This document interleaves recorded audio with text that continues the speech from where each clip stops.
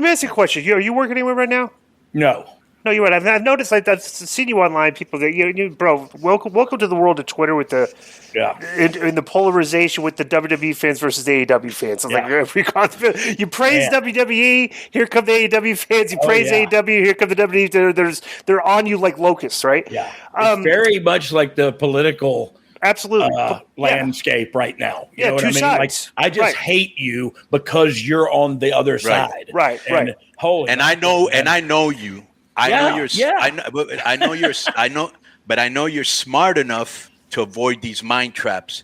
Right. You're a staunch Republican, as is Buglebeak here, but I know you're also smart enough to know I'm not going to go out there and throw political discussions because it's just going to get me heat from a liberal heavy media and fan. You know what I'm saying? Because I very rarely see you throwing. Because you and me used to talk politics. Yeah. Yeah. Oh, I would love to because I think you're well read too and educated on the subject, and so there's something to talk about. You know what I mean? And you and I do know each other, and that's just where we're at in America right now. But your question was AEW, Twitter, WWE, Disco.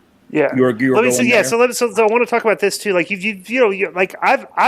say on this podcast, like Tony Khan right now is writing. He's responsible for 4 shows, and like he's doing all the work. And I was like, God, bro, the guy obviously needs some help.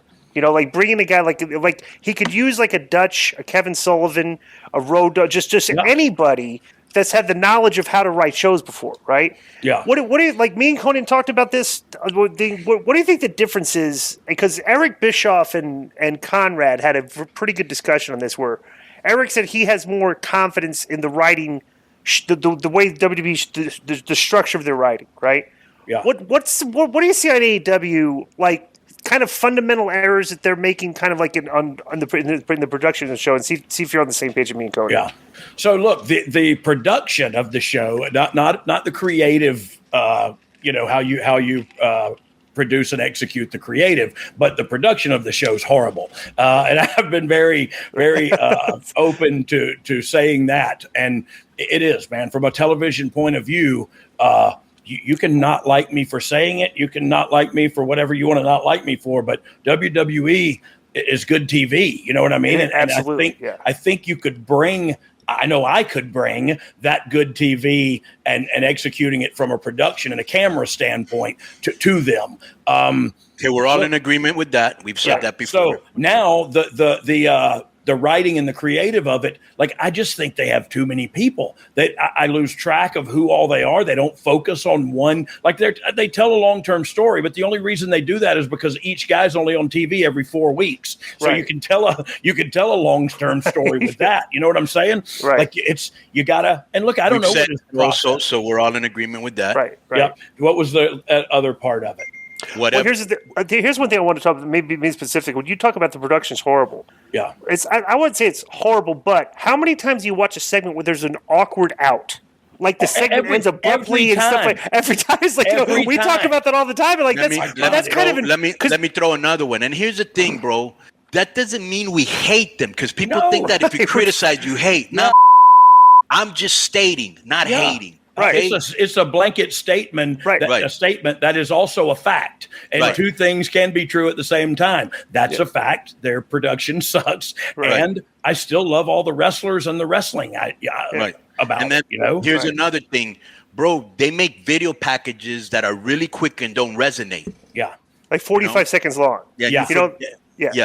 But I think NXT got into that issue a little bit too, where they go, hey, it can't be longer than a minute. And I think sometimes that is too fast, right? If you don't know who the character is, if you're trying to vignette a character in, you're going to have to do like 4, maybe 2-minute vignettes. You know what I mean? Like to really get to know the guy or girl before they start heading to the ring, That is a weird. Bro, let me say this. You blow them away. I mean, just WWE TV production is such a high standard. You got to give Kevin Dunn and Vince props on that. 100%.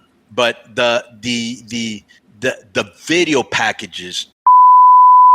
Working on those. Yeah. Oh, so that's a studio, man, and the studio has been doing it for years, but that's under Kevin's supervision, man. So when you say to give them props, I know a lot of people on the internet, a well, they hate everybody on the internet, but they hate him and hate Vince. But man, you're right about giving them props because they have set up a hell of a system there. And if you go around to other companies, everybody kind of follows that system. They try to do it on their own a little bit. You know when they blow me away, Road Dogg? This is when they blow me away.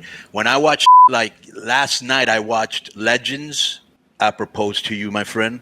Bro, just all the stock footage they have, just the way they edit it, the way they bro, that in itself, I had an argument. Incredible. I had an argument. If you watch the UFC, like the packages they do are just like fantastic, right? The NFL packages they do are fantastic. And I'm like saying, like, WWE does packages like that, bro. These guys just have like a couple days to do these things. And like that's a fascinating thing about the WWE production crew is that it's weekly television, no seasonal, nonstop, 52 weeks a year. And these guys, like, you've come out of, when is the creative meeting over, by the way?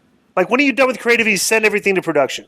Day of? You talking about? Or no, like, since you go to the writing meetings for next week's show. So there's the issue. You might send it to them on Friday.